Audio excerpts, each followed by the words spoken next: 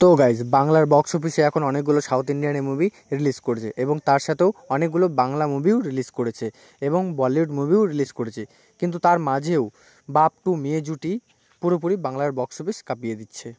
হ্যাঁ guys, welcome back to my channel. আমি আছি আপনাদের সাথে দীপঙ্কর। আপনারা দেখছেন আমার ইউটিউব চ্যানেল মুভিক্স অফিসিয়াল।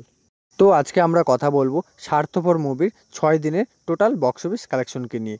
তো গাইস, ভিডিওটা আপনাদের জন্য অনেকটা ইন্টারেস্টিং হতে চলেছে, তাই রিকোয়েস্ট করব ভিডিওটা ফার্স্ট থেকে নিয়ে শেষ পর্যন্ত অবশ্যই দেখবেন এবং ভিডিওটি যদি ভালো লেগে থাকে তো অবশ্যই একটা লাইক এবং চ্যানেলটি সাবস্ক্রাইব করতে ভুলবেন না। তো চলুন শুরু করা যাক।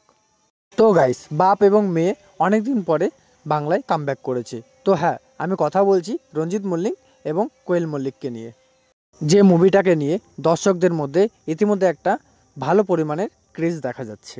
এই মুভিটা যে ভালো হবে এবং এই মুভিটা যে একটা আলাদা রকমের বক্স অফিস কালেকশন করবে তার আভাস কিন্তু ট্রেলার এবং টিজারেও দিয়ে দিয়েছে এবং পোস্টারটাও কিন্তু মারাত্মক লেভেলের ছিল।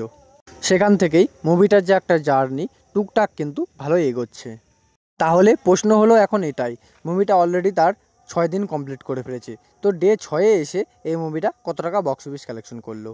তো গাইস, তার আগে আপনাদেরকে জানিয়ে দিই এই মুভিটার যে গল্প সেটা কিন্তু আপনাদেরকে অবশ্যই মুগ্ধ করবে।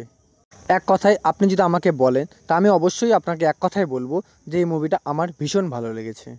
অনেক দিন পর এমন একটা সিনেমা দেখলাম যা পুরোপুরি আমার মন ছুঁয়ে গেল। তাছাড়া বাংলায় যেসব ইউটিউবাররা রয়েছে তারা প্রত্যেককে রিভিউ দিয়েছে 2025-এর এই সিনেমাটি সেরা সিনেমা। তাহলে আপনারা বুঝতে পারছেন মুভিটার কন্টেন্টের উপর কতটা দম আছে। তাছাড়াও মুভিটাকে আবার অনেকে নেগেটিভ রিভিউ দিচ্ছে। তাছাড়াও নেগেটিভ রিভিউর সংখ্যা অনেকটাই কম।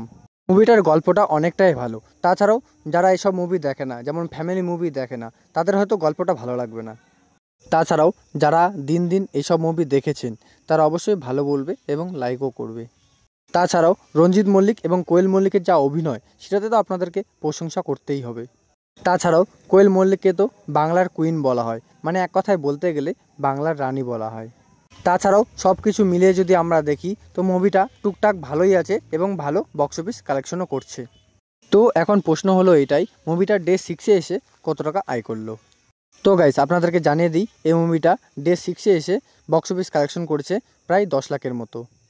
আর এই মুভিটা এখনও পর্যন্ত total gross box office collection করেছে 72 লক্ষ টাকা।